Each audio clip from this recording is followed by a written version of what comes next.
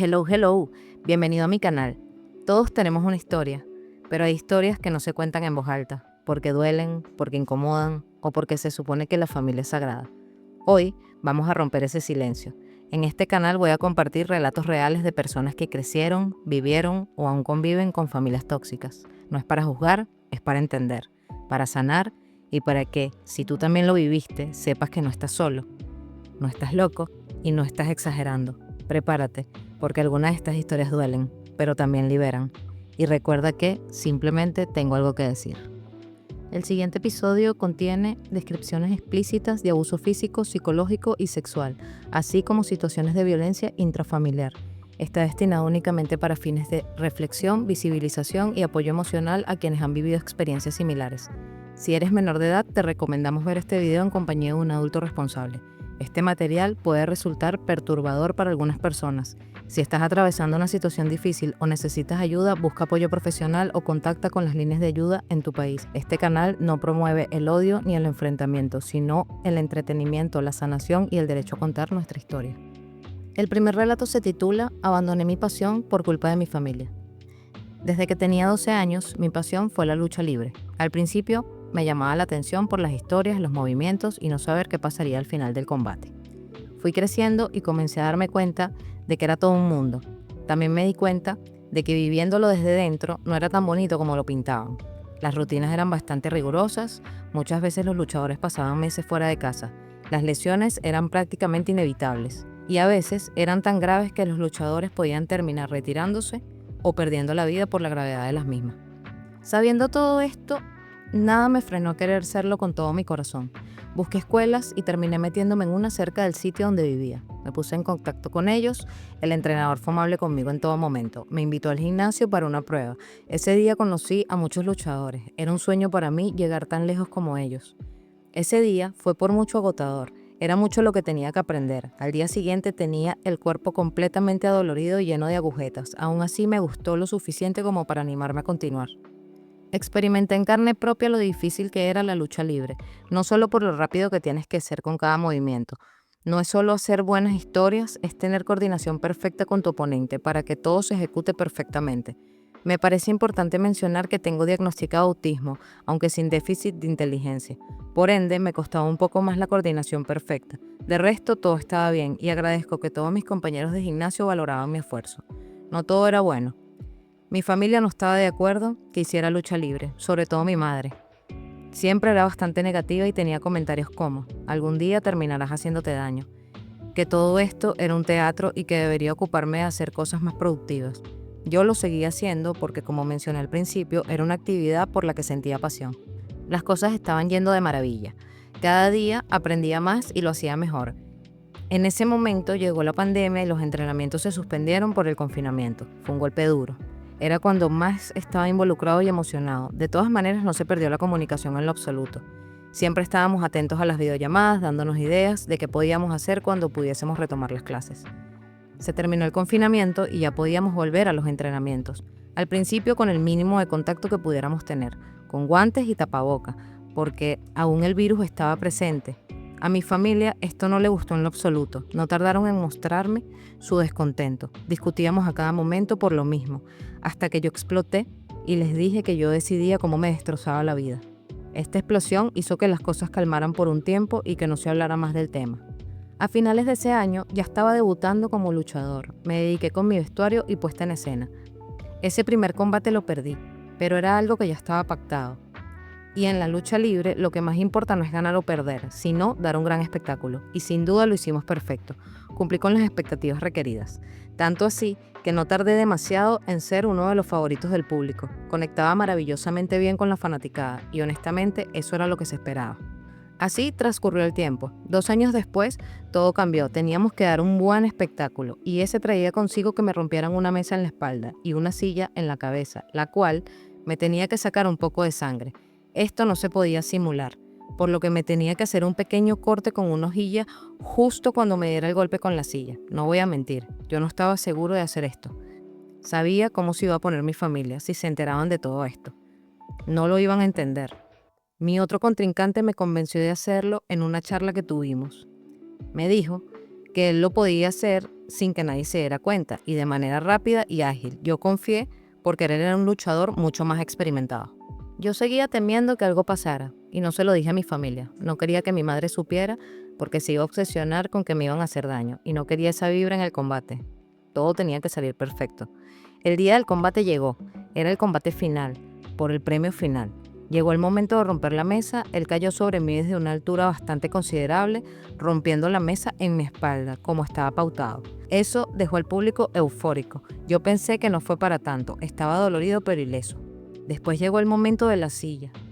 Cortó rápidamente, tan rápido que ni lo noté. Imagino que por tanta adrenalina y con la misma rapidez me dio con la silla en la cabeza. Podía notar cómo corría la sangre por mi frente. Al finalizar el combate yo seguía sangrando mucho.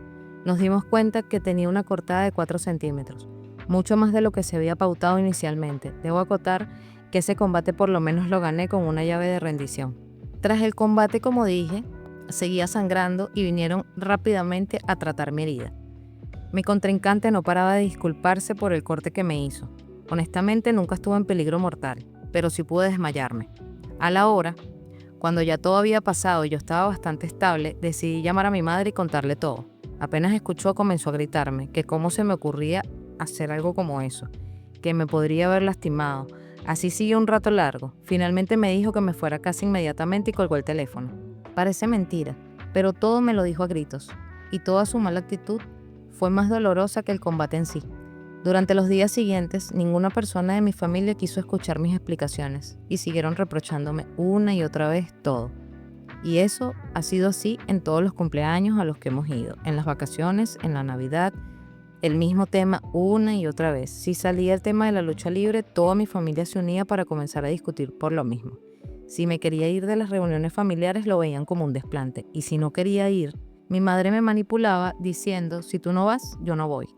Las cosas no solo han estado mal con mi familia, recordándome a cada momento lo que pasó, sino que a raíz de eso fueron mermando mis ganas de ir a entrenar tan seguido. También había conseguido un trabajo que me quitaba bastante tiempo, ya cansado y obstinado de que mi familia cada vez que tuviese la oportunidad me sacase en cara lo que había pasado, que no lo hice yo y la persona que lo hizo no pensó que llegaría tan lejos. Tomé una decisión drástica. Dejé de entrenar y no solo de eso, sino que dejé de hablar completamente de la lucha libre. Me encontraba con mis excompañeros ocasionalmente en la calle o si los veía haciendo mis rutas de trabajo. Pensé que si dejaba la lucha libre y todo lo relacionado con eso, mi familia se iba a calmar y tampoco iba a hablar más del tema. No podía estar más equivocado en la vida. Cada que pueden sacan el tema y siguen con lo mismo. Y ha seguido así. El año pasado nos encontrábamos en una cena y después de un rato comenté que no me sentía bien, que me iba a casa. Ya no podía soportar que me siguieran sacando lo mismo en cara. Mi aspecto ayudaba. La verdad no me encontraba bien. Después de estar en casa me acosté. Era ya de madrugada. Estaba tan frustrado de tantas formas posibles que fue inútil intentar conciliar el sueño. Al día siguiente mi familia me llamó en varias oportunidades en el día. No respondí.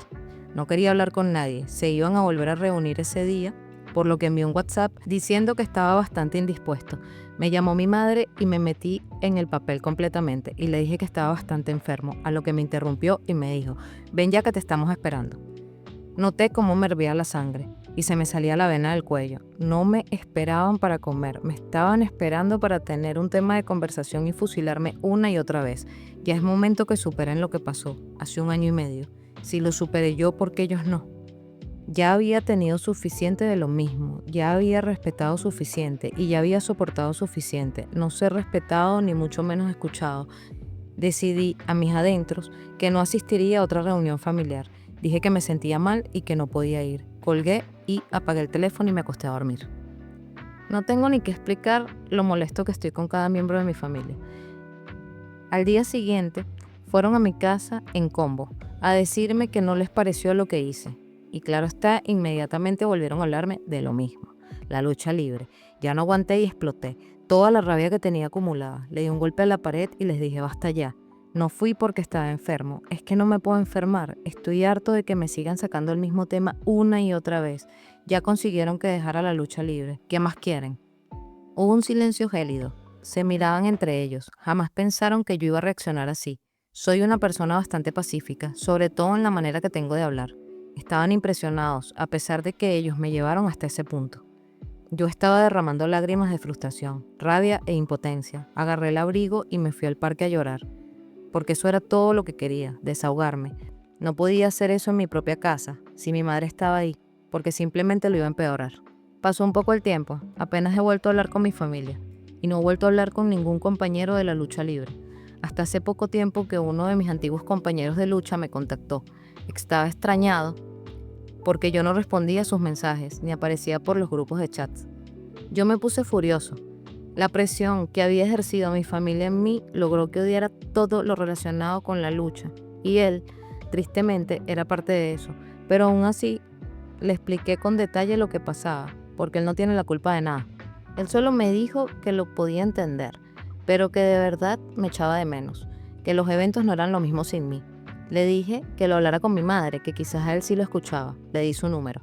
Honestamente no sé qué tanto hablaron. Lo que sí sé es que ella le dijo que no era su culpa, que todo era culpa mía y que yo no quería ir a los entrenamientos, a pesar de que eso me hacía bien. Estás escuchando perfectamente. Me hacía bien.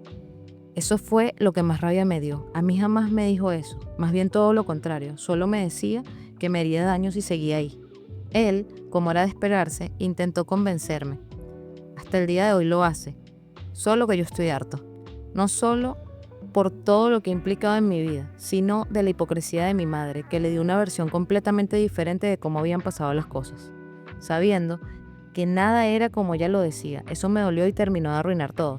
A él le escribí un mensaje. Ya había tomado una decisión. Le dije que le escribía porque no podía hablar con mi madre en casa y que de todos modos ya todo estaba hablado. Mi madre ha logrado no solo que deje la lucha libre, sino que odie hasta si es mencionada. Acto seguido abandoné todos los grupos de WhatsApp en los que estaba. Dejé de seguir todas las cuentas relacionadas con la lucha y eliminé casi todas mis cuentas. Él me volvió a contactar diciéndome que no entendía qué pasaba, que a él le transmitieron algo completamente diferente a lo que yo le había dicho. Yo me rendí ya. No quiero dar explicaciones. Lo que más deseo es que mi familia deje de restregarme lo mismo en la cara y me dejen seguir con mi vida. Terminé bloqueándole a él. Sé que de todo esto me voy a arrepentir. Ya me siento terriblemente mal por dejar atrás algo que me apasionaba con el alma, solo por complacer a mi familia.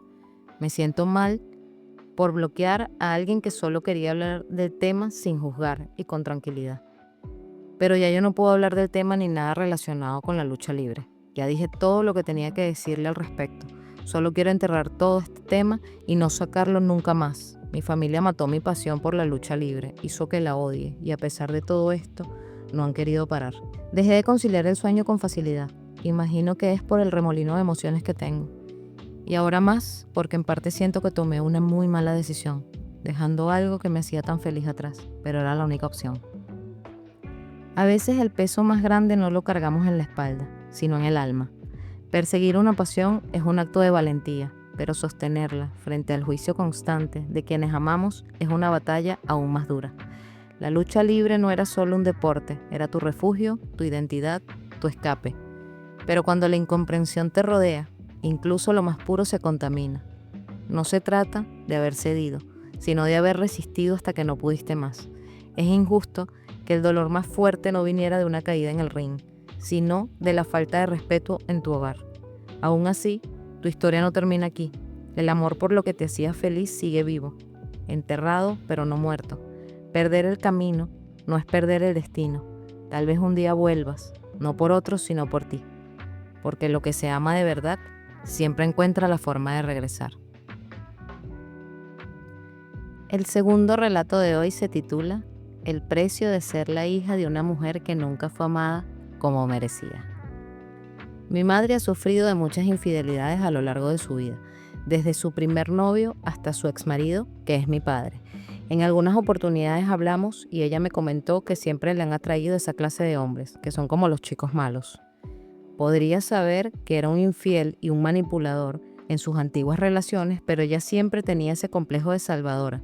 Pensaba que con ella iba a ser diferente, porque ella era distinta a todas las mujeres y se sentía especial porque había sido seleccionada. Con mi padre pensaba exactamente igual. Sabía de su pasado, pero pensaba que con ella no iba a pasar, porque la eligió como esposa. Grave error. Ya que terminó pasando a los meses de empezar a salir y después cuando estaba embarazada de mi hermana. Estuvieron casados 20 años hasta que mi madre no aguantó más y se divorciaron, porque ya mi padre dejó de esforzarse por ocultar las infidelidades. Mi madre, evidentemente, quedó bastante lastimada e insegura por todas sus experiencias, hasta el punto que no le quedó más remedio que estar demasiado pendiente de mi vida y de la de mi hermana, al punto que controlaba cada paso que dábamos. Con mi hermana tuvo menos éxito porque ella tenía un carácter bastante fuerte y rebelde. A mi madre se le volvió cuesta arriba controlarla y dejó de hacerlo. Y pasó a mí. Yo era mucho menos rebelde y mucho más tímida. Era un blanco perfecto para mi madre. Desde que tengo memoria, ella controla cada amigo, cada sitio al que voy, con quien socializo. No me dejaba salir muy seguido, solo si ella aprobaba la salida. Y siempre venía la típica frase de "es para cuidarte". En la medida que fui creciendo, fui ocultando mis parejas o con quién salía, y siempre mentía. Hacía amigos por internet y también lo ocultaba, aunque eso no duraba demasiado, porque tenía los ojos de mi madre encima de mí constantemente. Puedo entender que es normal que un padre se preocupe por sus hijos. El problema es que no aprendí a socializar. Aprendí muy poco de la vida exterior y de hacer amigos. Si se me acercaba a alguien por tener un estilo medianamente distinto, lo demonizaba inmediatamente y ya no me podía acercar a esa persona.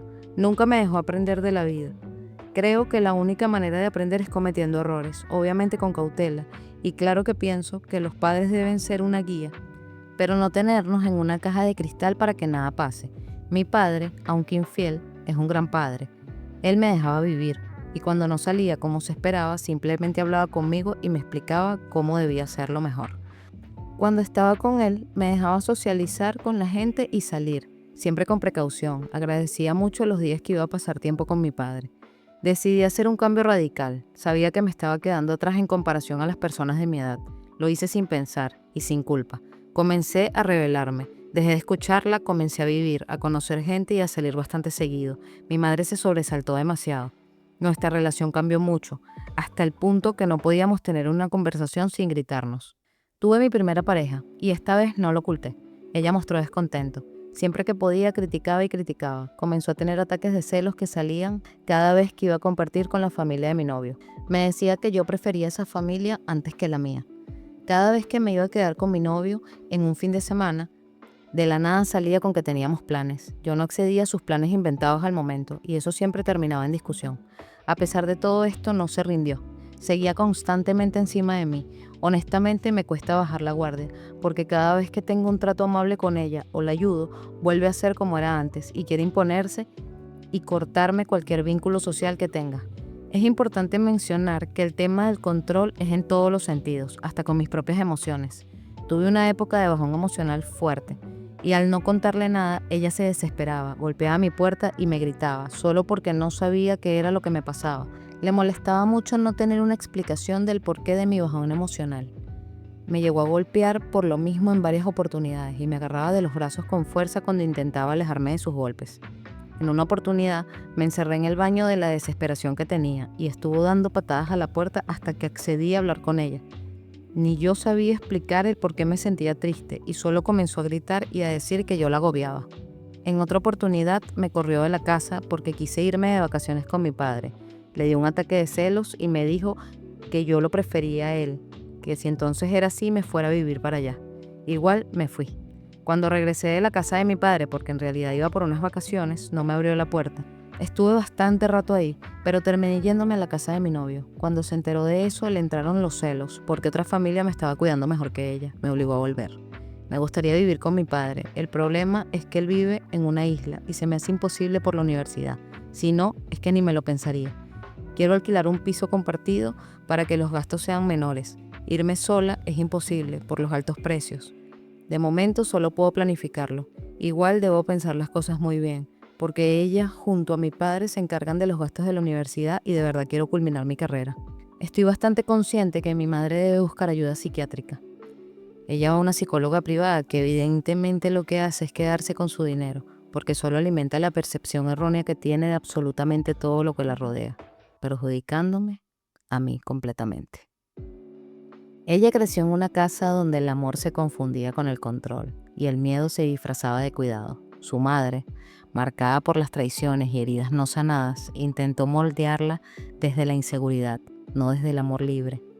No le enseñaron a confiar, sino a temer. no elegir sino obedecer. En su mundo, la independencia era una amenaza y la autonomía una traición.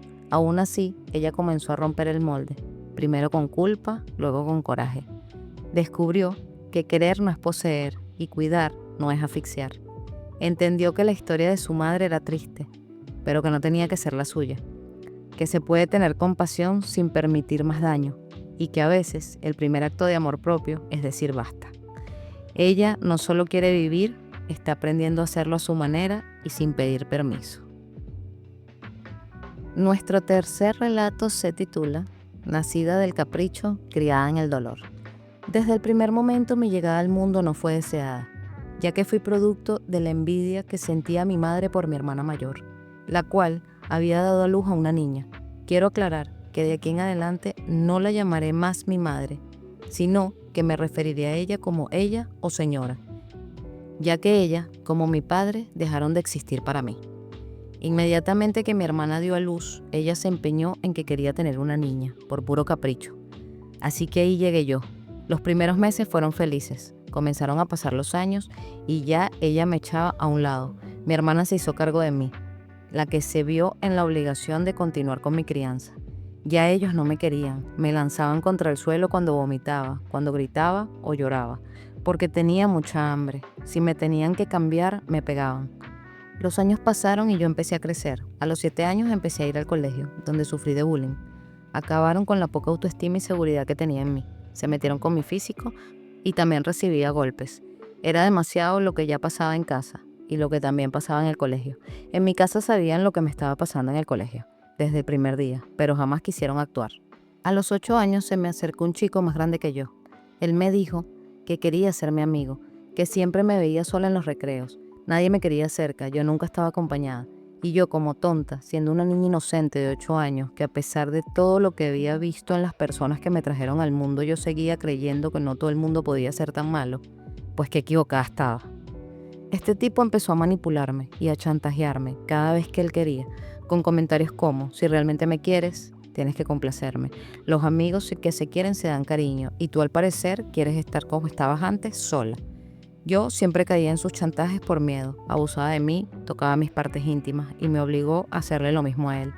Yo no sabía si lo que estaba haciendo estaba bien o mal. Solo sé que poco a poco fui perdiendo toda mi inocencia. Aquellos que se hacen llamar mis progenitores se enteraron de todo lo que este chico me hacía años más tarde, pues cuando eso me estaba pasando yo no me atreví a contarlo, sabía que no me iban a creer. A los 12 años decidí contarlo todo. Como ya lo veía venir, no me creyeron ni una palabra y me culparon a mí de la situación. Me decían que era una puta, que permitió que un tipo la tocara. Les recuerdo que para ese entonces yo tenía 8 años. Me dijeron que mi futuro era ser igual de puta que mis hermanas. Siguieron pasando los años, yo seguía viviendo bajo el maltrato físico y psicológico, tanto que empecé a autolesionarme. Aún tengo las cicatrices. He pasado por 2 centros de protección de menores, pues gracias a un chico con el que salí a los 16 años tuve la fuerza para denunciarlos y que me sacaran de esa casa. Los 2 años que pasé en el centro fueron increíbles. Ahí me enseñaron lo que era que una familia realmente te quisiera, lo que era el amor. Cuando me equivocaba esperaba golpes, insultos, gritos. Solo me explicaban el error y me explicaban cómo debía hacer las cosas. Ahí conocí a personas que me ayudaron mucho y me demostraron que no todo el mundo es malo. A los 18 años salí del centro, empecé mi vida de manera independiente y estas 2 personas volvieron a aparecer al enterarse que al fin estaba rehaciendo mi vida y que era feliz. Yo, como tonta, les di la oportunidad, pensando que habían cambiado, pero aprendí una lección muy valiosa de esto. Las personas que te han hecho daño una vez te lo volverán a hacer y jamás cambiarán. Volví a dejar de tener contacto con ellos. Hasta que meses más tarde comenzaron a desearle las peores cosas a mi sobrino recién nacido. Esos malos deseos también incluían a mi hermana. Ya yo estaba con la sangre hirviendo. Estaba bastante cansada de aguantar a estas 2 personas que jamás tuvieron un mínimo de responsabilidad y cariño para con sus hijos. Quisiera contarles que este señor que se hace llamar padre abusó de mi hermana y mi madre lo permitió. De ahí, ella defendía cualquier abuso que viniera de su parte, pues además ella lo había vivido de pequeña con su hermano y tampoco hicieron justicia, así que acabó normalizando estas conductas. El caso es que después de lo que pasó con mi sobrino y mi hermana, hubo una pelea muy fuerte entre esa señora y yo. Ella realmente me propinó más golpes que yo a ella. Yo actué siempre en defensa propia. Todo esto porque fui a reclamarle todas sus amenazas. todos sus insultos y malos comentarios, y ella la primera ya estaba encima de mí dándome puñetazos. Meses después ha salido juicio, no se celebró, porque esta señora se mudó a un sitio donde la única forma de que asistiera era por videollamada y dijo que no sabía acceder a la plataforma. Cambiaron la fecha. Me encuentro en la espera de la reprogramación del juicio, y aunque no quiero transmitir mi nerviosismo y preocupación a quienes me rodean, realmente me muero de nervios y preocupación. Lo último que quiero es escuchar a la persona que me ha golpeado y me ha hecho tanto daño diciéndome que no le harán nada ni a ella ni a su marido por ser personas mayores. Quiero decirles que a pesar de todo, me quedo con que tengo un buen hombre a mi lado, que me ha apoyado y ha estado conmigo en los peores momentos. Y no digo peores momentos verme llorar, sino que me ha visto a punto de morir, con médicos intentándolo todo para revivirme. Ya yo había cerrado los ojos y honestamente estaba tan cansada de existir, solo quería desaparecer. Él me ayudó con todo, a pesar de que no fue fácil, por todas las discusiones e indiferencias que tuve con él. Cada día hace todo lo mejor porque sabe que me merezco algo mucho mejor de lo que llevaba viviendo desde pequeña.